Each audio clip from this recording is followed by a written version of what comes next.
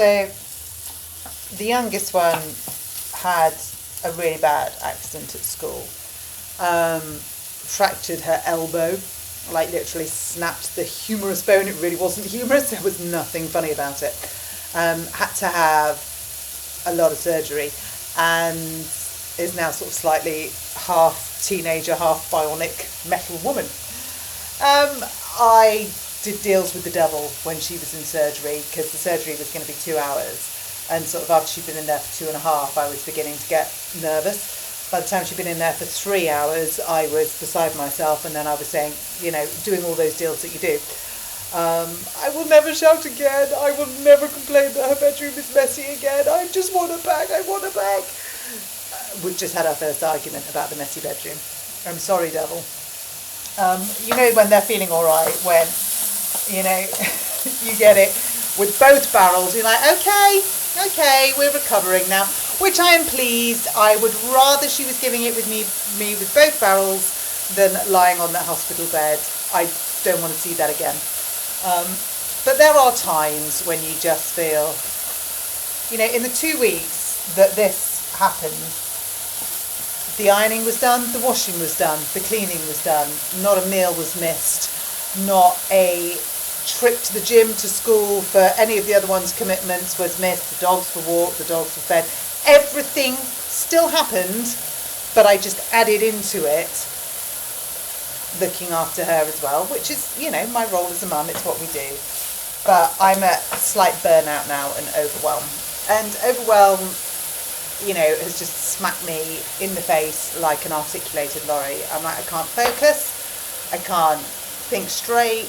I can't get my head around everything. And I don't know whether it's that's making me...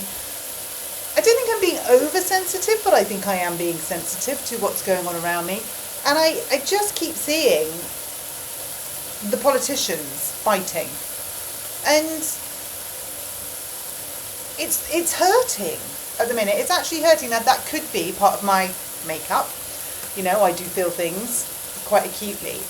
But it could also just be that I'm feeling a bit helpless. I'm feeling like we're living in a country that's being run by bickering teenagers. It's like my daughter yelling at me that it's really difficult to tidy your bedroom with one hand, and I'm sort of saying, well, I understand that and I appreciate that, but if you didn't throw stuff on the floor in the first place, you wouldn't need to pick it up with one hand.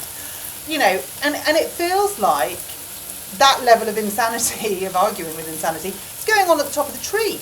And I watched Keir and Kemi go head to head the other day, and forget your political persuasions, so let's just park those at the minute. It doesn't matter what side anyone's on anyway. But I just really noticed a difference in the way that they interacted with each other. So Kemi was, again, love her or hate her, she was calm, she was considered, she was respectful, I thought. She often looks to Sir Lindsay Hoyle for reassurance. I don't know if it's reassurance or can I carry on? When she's being heckled, she sort of looks to go, are you going to jump in? Should I carry on? What should I do? Which I kind of like. I mean, I guess she's learning the job. She hasn't been leader of the opposition for very long, but then Keir has not been leader of the Labour Party for very long, or indeed Prime Minister. And, well, he has been leader of the Labour Party for, you see, look, that's overwhelmed. Hasn't been the Prime Minister very long. And I saw them going backwards and forwards, and I thought, well done, Kemi, actually. Even if you don't agree with what she's got to say, she did that really well. And then he came back like this one upstairs. Both barrels cross, angry, vitriolic, full of real... Ugh. And with my daughter, I get it. She's frustrated. She's broken her arm.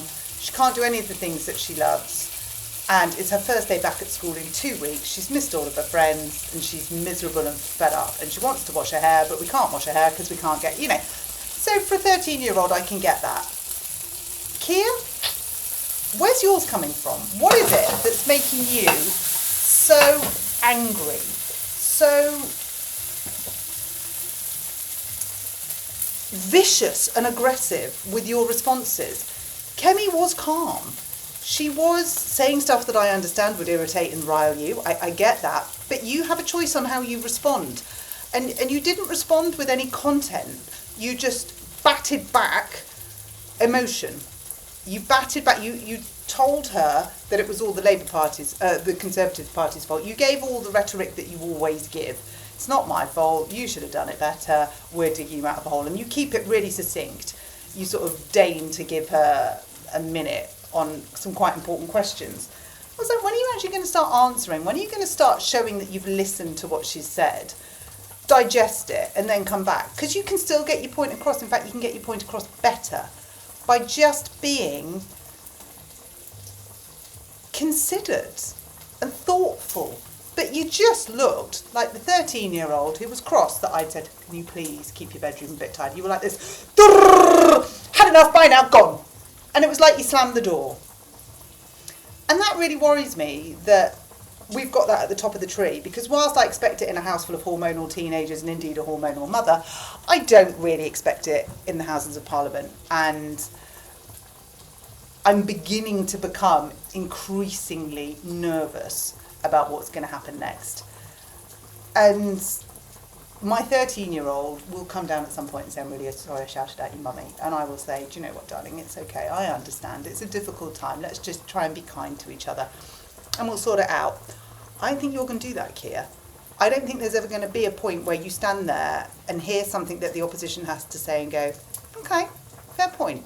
So this is why we're doing this and this is why we're doing that. And can I explain? You're just... And I can't be the only one that is worried about that. Can I? Maybe I am. Maybe it's the overwhelm. Who knows? That text message was the old one saying he needs picking up. Dinner needs serving up. I haven't hoovered all the dog hair up today. I haven't finished the ironing. I haven't even had a cup of tea. So I need to go and carry on doing the do.